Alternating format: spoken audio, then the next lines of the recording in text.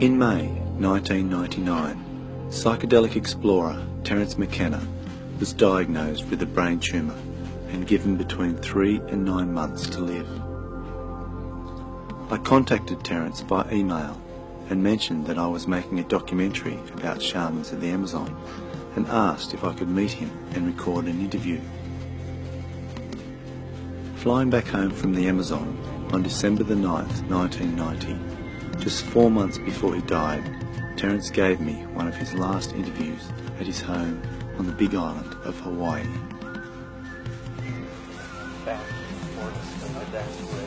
It's too bad we don't have more time. Terence had tried many natural therapy cures and had also recently undergone gamma knife surgery to try and remove the tumour. You've been here for a while? Oh, I finished the house about 2.5 years ago and was here about 2.5 years building it, so... Okay. Yeah. Let me get Christy and...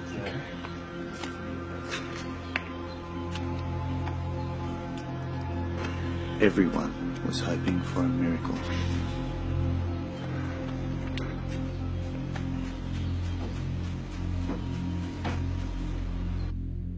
Why do you think governments, most governments in fact around the world, have banned ayahuasca and made most psychotropics illegal?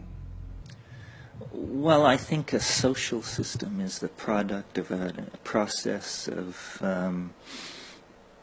you could call it social natural selection, that a civilization produces various religious ideas, political ideas.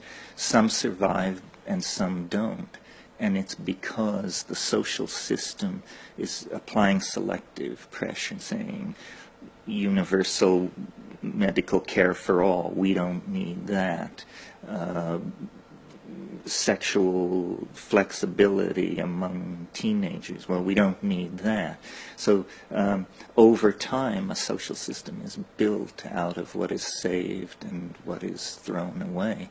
And so when you start putting drugs into a social system that actually promote unusual ideas, you're pushing the most important buttons that a society has, the buttons that shape what it believes about life and death and value and marriage and childbearing and all these things. And so that's very sensitive stuff and inevitably becomes a point of contention. And societies will arm wrestle over that, up to and including putting you away for 20 or 30 years for a half a gram of grass or something. The war on drugs that America's sort of pushing around the world, what do you think the effect is of that, and who's really behind it, do you think? Well, wasn't the struggle against communism a kind of struggle against ideas and who thinks what and who is permitted to believe that people should be paid more than $3.80 an hour for whatever labor they're asked to do and some of this other stuff. So capitalism, if it doesn't have enemies, it will create enemies. It will point out these people or these people. And so I think it's a thing like that, that it's a struggle to control the political agenda.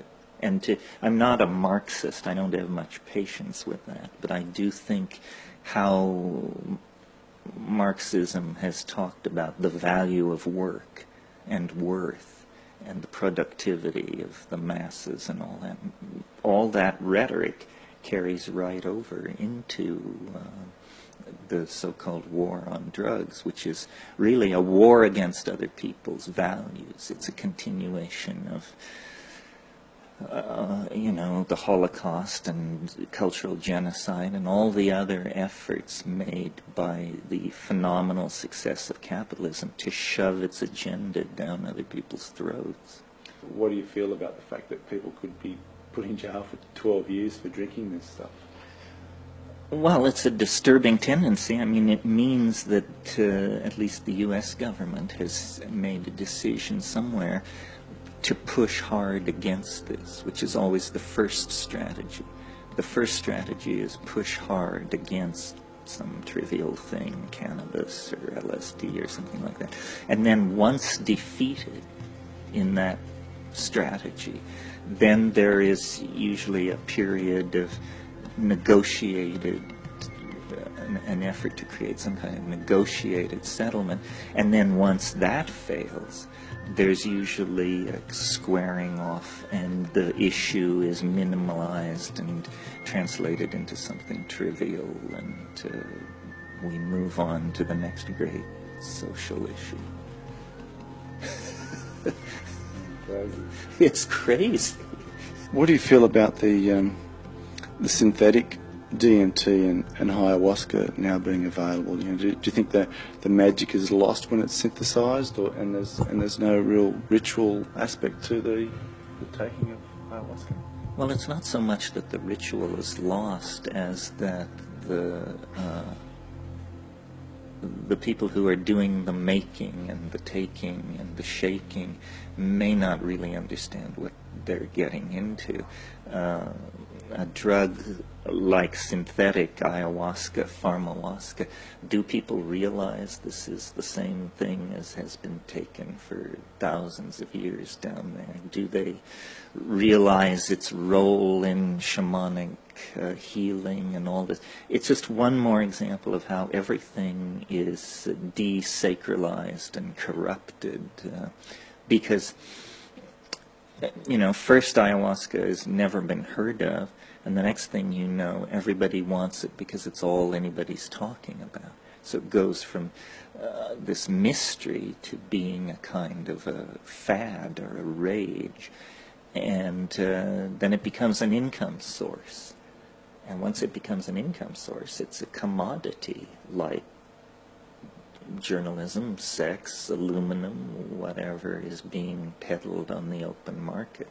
I would prefer to see ayahuasca remain at the status, let's say, of peyote, where the native peoples who are into it sort of keep the faith, understand how to make it, and talk about it.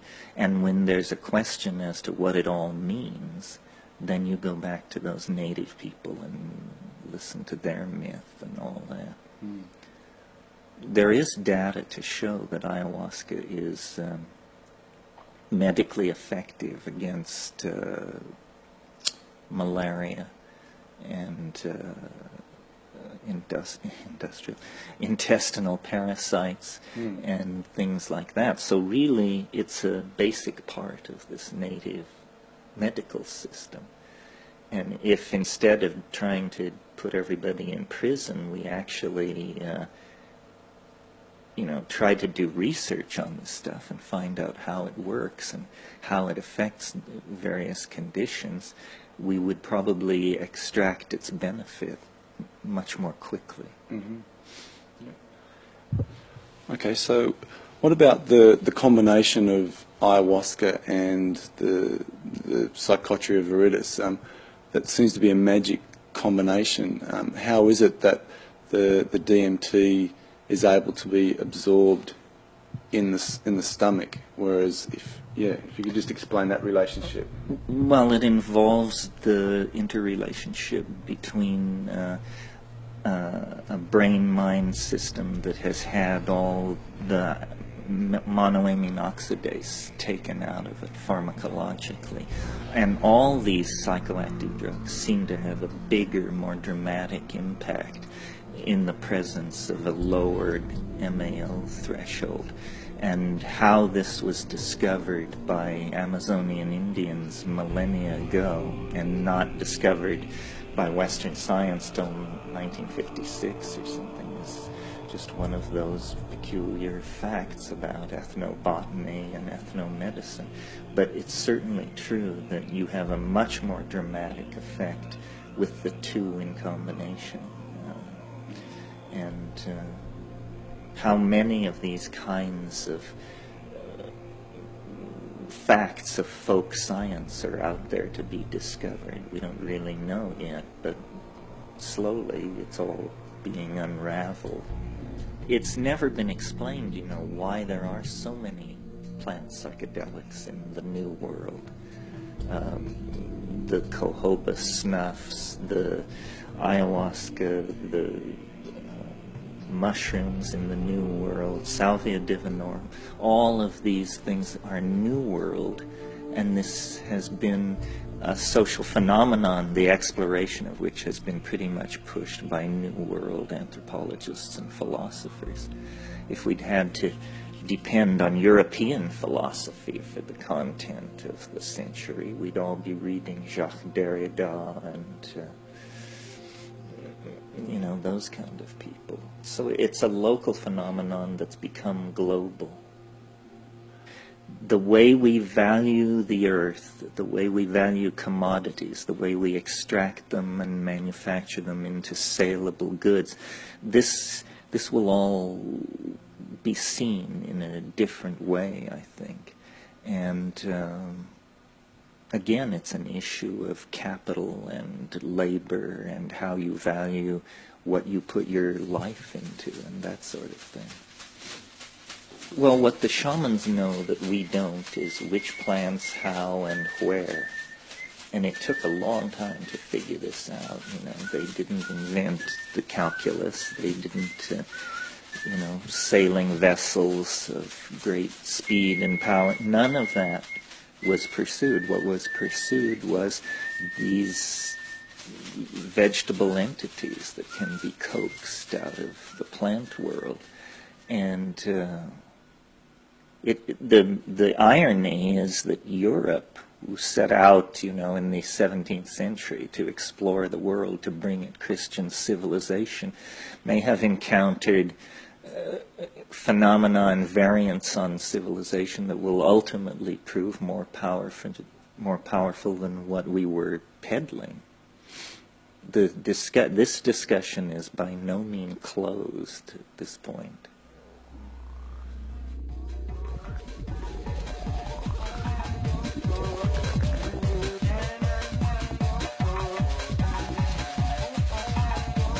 I thought I knew a lot about psychedelics before I encountered DMT, and it showed me that I knew virtually nothing. This is Salvia divinorum. Oh yeah, this is a great shot. Full flower. Oh, wow. Yeah, you rarely see it so dramatically in flower. This one.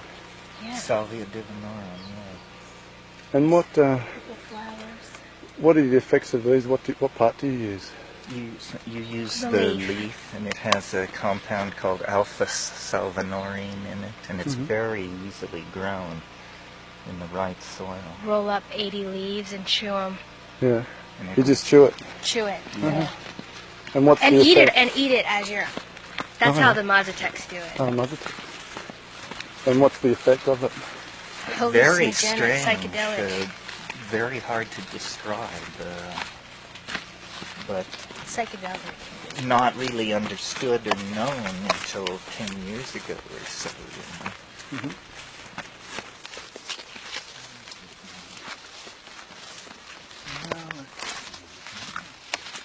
See the salvia all through here.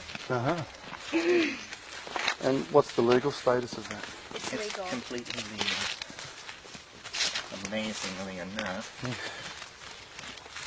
Well, let's see.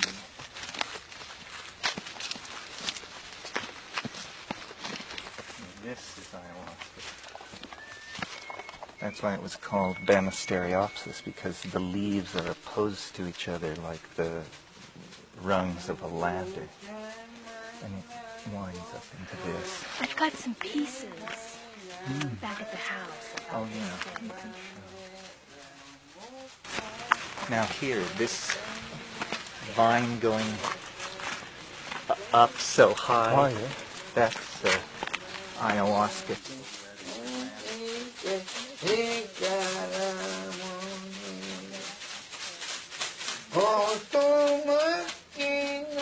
Well, I think the shaman offers an immense example of courage. The shaman is not afraid of things which modern, postmodern people are afraid of, specifically madness, a kind of madness. People are afraid of drugs because they associate it with some kind of ultimate unhingement. as we gain shamans who can speak to us in our own vocabulary, this will fade away. This is, to some degree, the motivation for my career, is basically to say, to give people permission, to say, it's safe, it's scary, it's weird, but you're not going to end up in a straitjacket in some back ward. You'll live through this. It's no more terrifying than the world's largest roller coaster or one of those places. So permission is what I find people want from me. They want me to say, yes, I did it. It was very scary. I lived to tell the tale. Showed you there were more rabbits in the field than you thought, right?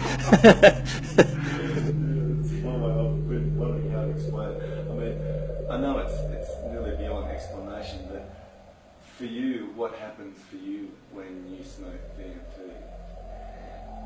I go to a place where language finds it very hard to pull over and look around. It's almost as though it takes you to a world that is not Englishable, and I suppose Germanable and so forth. But as a native speaker of English, that's what it looks to me like is happening. That the vehicle of language can only... Breaks down. Yeah, it breaks down, and no matter how you try and claw the air, it doesn't quite come over and give itself to you. So that's fascinating to me as a writer and a storyteller and someone with an interest in narrative and all that. The idea that there would be realities that you couldn't wrap a description around is fascinating, and it grows more fascinating as life moves along. It seems like a miracle, you know, an absolute miracle of some strange sort in the area of cognitive construction is taking place. How can someone benefit from that experience? Well, some philosophers would say such a thing is impossible. There aren't unspeakable realities. Somebody else would say, well, it's this or it's that. So it sheds light on certain questions of philosophy and heuristics and all that seems to me that it gives real answers. I mean, maybe you don't believe these answers, but I know a convincing argument when I see it. And if anybody with argument could do to you what DMT does to you, you'd embrace it in a hurry. What about ayahuasca? I mean, what do you think are the main benefits from people taking that in a ritualistic sort of context? Well, we're long away from ritual, and I think rituals are what we need. That's why we create sports leagues and beauty pageants and all these things, simply to reassure ourselves that in these ritual confined spaces, these energies can be held, and it's the part we are most distant from. And do you think you need a shaman to take you on those rituals, or is the plant itself enough? No, the plant is more impressive. If it were a shaman, people would say, well, it's show business. I mean, I saw a guy cut a woman in half on stage once, or I saw this, or I saw that. But I think the fact that, in the case of DMT, a match head-sized piece of orange wax can pull your entire philosophical world out from under you in about 15 seconds is very, very interesting. I mean, how long did it take you to learn to talk? 2 years or a year and a half? How long does it take you to DMT? Oh, about 30 seconds, So it's very interesting. We've created enough alienation that it seems as though we are going to explore the uses of these shamanic technologies. So the high-tech culture, the scientific and materialist culture, seems to have made a choice to explore these things. And the shamanic Aboriginal culture seems to have made its choice. But it's going to integrate while we're going to, have another one of these socially destructive debates about law and order and obligation and all the rest of it. That seems to me to be a waste of time.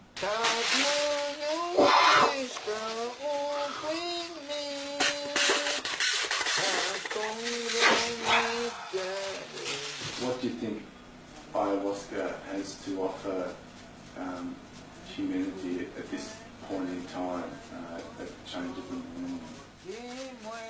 Well, all boundaries are dissolving. That's what the end of the millennium means. It means that, the tribes of the Amazon basin, the tribes of the New Guinea highlands, the tribes of Oxford and Cambridge, everything is dissolving, and humanity is reaching a kind of plural consensus.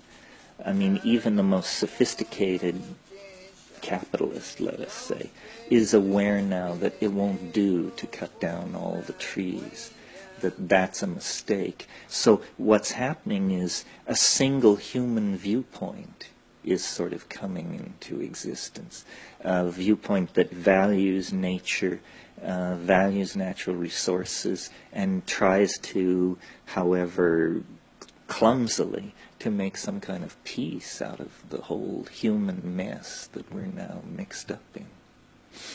I think what it brings is an empathy to the destruction of the planet. The cutting of a rainforest is suddenly no longer completely abstract. It's actually something you can feel and relate to. And all political change begins with a change of feeling and value. So, if we begin to see the Aboriginal people of every continent as the holders of this knowledge, they will begin to look not so naive, not so foolish or something like that, but actually as sophisticated people who have developed a working relationship with these powers and things. And that's the only way you're going to get real political change on some of these issues. If we were having this discussion 30 years ago, we would not be talking about ayahuasca, we'd be talking about mushrooms and their potential and So I think the plants change, the drugs change, but the challenge stays the same, and the challenge is to build a humane and human world without doing damage to the humanity that's already in it. So, what's your view for the future? Do you feel confident or pessimistic, optimistic that humanity can take on this challenge? It requires dedication and intelligence, not so much among our shaman and our inner voyagers, but among the legislators and the people who actually are going to have to make the social change. That's why what goes on in the Netherlands is so important. These are the most liberal people in the world. Well, are they liberal enough to actually change the basic structure of their society? I mean, talk is easy, but can they actually make the change? What they're trying to do is establish the notion of a thought crime. That it's a crime to consider restructuring the state this way or this way. And that will, if we have not learned anything from the 20th century, we should have learned that wars of ideology are hopeless and just bring incredible grief and loss of life. So I'm hoping that what the 21st century can mean is movement beyond ideology. an actual rational, and I think it is rational approach to integrating the irrational into how we think about society, city planning, social management, and all the rest of it. So what were you saying about the patenting of ayahuasca? Well, some years ago, a dozen years ago or more, a fellow patented ayahuasca. Somehow this happened. It's not supposed to be possible with plants. And then a group of several South American tribes put a lawsuit on him. And it took a lot of money and years to work this to the Supreme Court. And about 2 weeks ago, the Supreme Court ruled that you can't patent a plant, that a plant is not an invention. It's not made by human genius. It is a product of nature. So no plants can be patented, and that patent was declared void. So that's a good thing. There is a thing called the UN Convention on Narcotics, which was something that when the US and NATO and all that completely controlled the UN, they produced this document, which if you signed it, you were basically joining this club, which said you would commit resources, time, manpower to eradicating all these drugs. And that was pretty much done through the late 50s and then on into the 60s. And then, of course, LSD was very threatening because you can get, 100,000 hits under one postage stamp. Well, for somebody who's trying to control something that they look upon like nerve gas or something, a weapon, quote, weapon, with that kind of a description makes people very nervous indeed. And so it came out of that. So why do you think psychedelics are so threatening to these establishments? Because they produce unexpected ideas and conclusions. That's what strange politics does. You know, you go in a Freemason and a Republican, and you come out, God knows what, a polyamorist and an anarchist or something like that. You talk about the dominated culture in your books. What do you think that has any reasons why these plants have been made illegal? Yeah, because they nibble away at the edges of orthodoxy.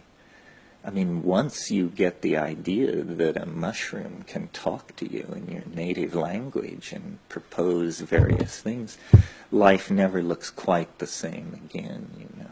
I mean, in a sense, you could say civilization was the journey from fairyland to scientific materialism.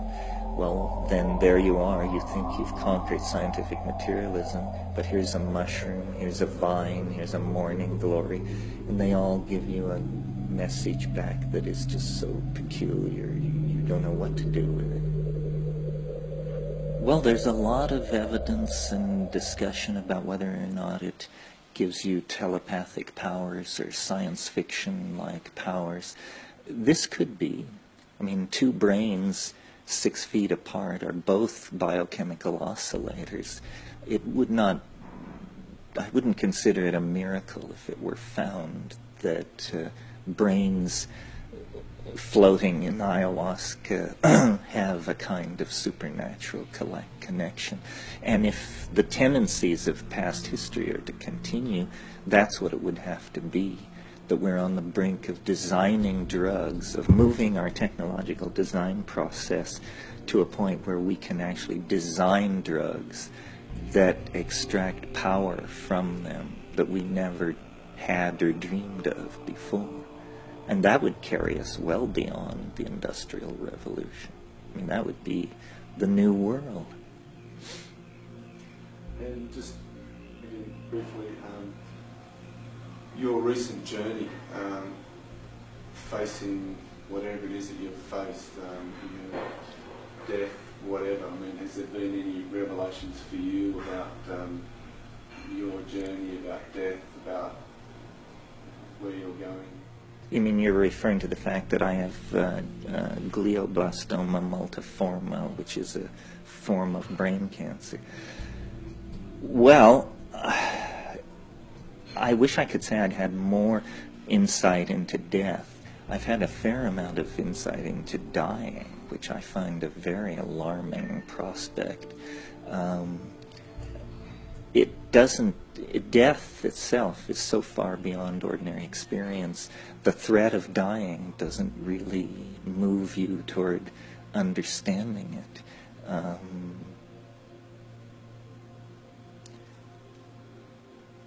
Death is the great mystery around which religions are built, and being able to say, I know what it is, I know how it works, is the way you start a congregation and get a little community going. I would say the big surprise for me was I'm not afraid of death the way I thought I would be.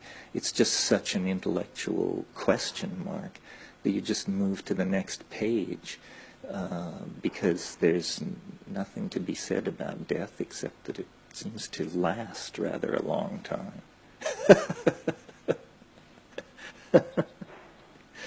If you have one thing that you wanted to say to people from all your learnings that you've had, through your life, what would that one message be to someone?